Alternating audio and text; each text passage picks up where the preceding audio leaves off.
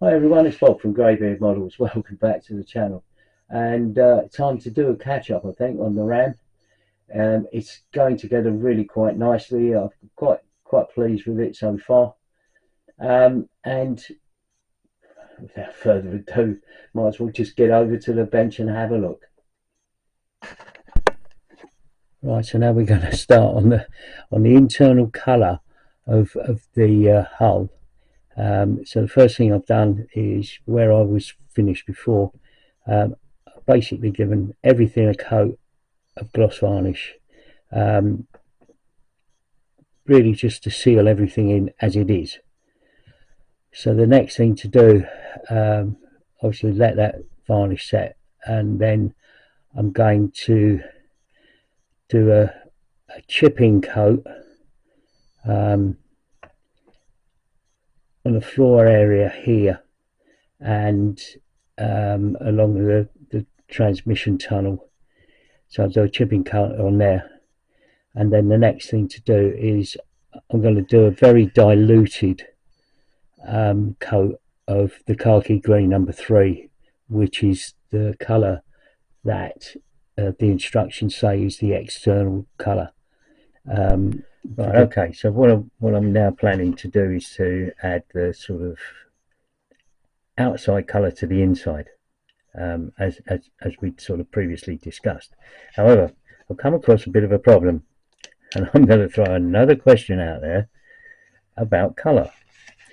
Now, the Gecko kit goes on about khaki green number 3, and oh, sorry about that, which is according to the Vallejo colours I have, which is this sort of browny hue.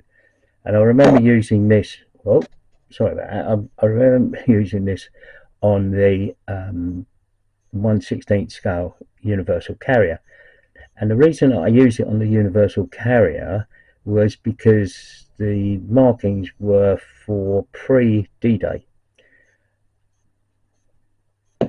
Now, stuff that I've read says that 1944 vehicles were prepared for D-Day, and they were painted as close as it was possible to match the US Army drab, and that sort of gave us this sort of colour.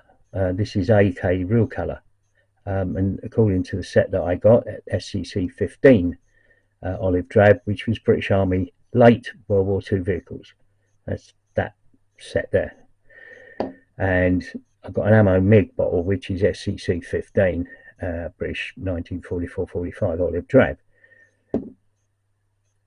So I'm on mind to say that they are correct.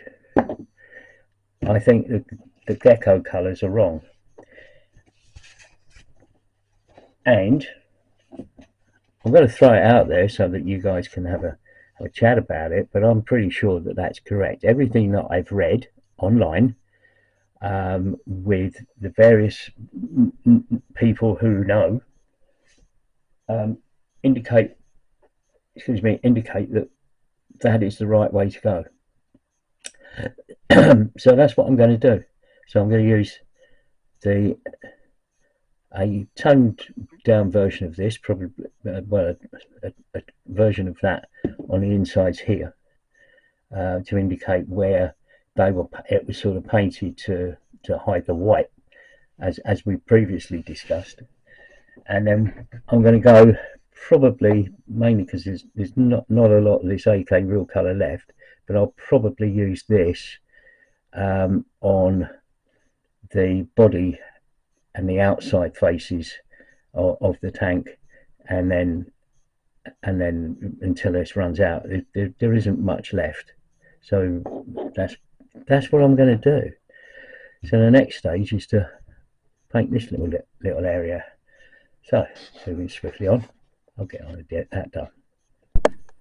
Right, so I've got a bit more of the weathering done within the hull. So in the engine compartment, all I've done is do a sort of a lining and a bit of a wash.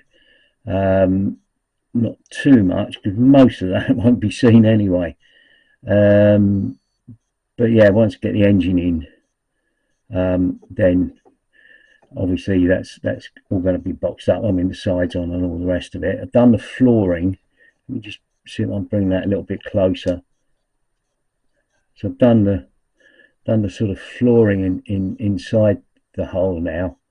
Did that with a little bit of chipping, as you can see, and there's some sort of dirt pigments in there, and all sorts of bits around the footwell there of the driver and the gunner. The only other thing that I've got to do, I haven't done, which I've just spotted as I'm doing this, I haven't done any wear on the pedals, so I just need to just give that a little bit of a dry brush, probably with a little bit of silver or something like that, just to give that an impression of wear. But all of that's all done, and I'm quite happy with that. That's going to come out really nicely. It's all a bit sploshy and a bit well, it's filthy basically. But then time I get the top of the hull on, if I just go and grab the top now, that's sort of going to go in that sort of position there, and then obviously inside it'll just be that sort of murky colour.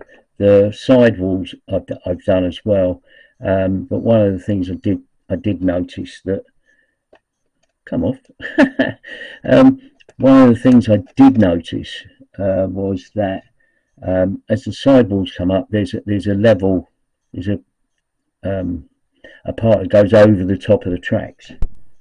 Right, I just thought I'd give you a quick catch up as to where we are generally speaking. The sides here, they're only push fit at the moment, just while I get everything all sort of lined up and make sure everything's correct. But it's gotten together quite well. I'm quite happy with the weathering inside. Obviously these panels here, they're going to be viewable from the top, so they're going to have a certain amount of weathering. But there's things like the radio, there's other parts. There's a little cabinet that goes here with some I believe that's I think they're water cans, or might even be fuel cans, but I think they're water cans. They're flimsies. And then there's another box that goes, I think it's here. There's a box that goes across here, and then the radio goes here. And there's, a few other more bits and pieces to go in before we can seal it all up. But I'm quite happy with the way the weathering's come out. It's all done well, and round the back end the engine's in place, and that's gone together really quite nicely. So there's a bit more weathering, a bit more a couple more bits to go on there first before I seal up the back end. But yeah, I'm quite pleased with it. It's coming together really quite nicely, and yeah, I think that's about where we are for the moment. So on that note, I think I'll leave it there, and hope you enjoyed the catch up, and we'll see you on the next one. Bye for now.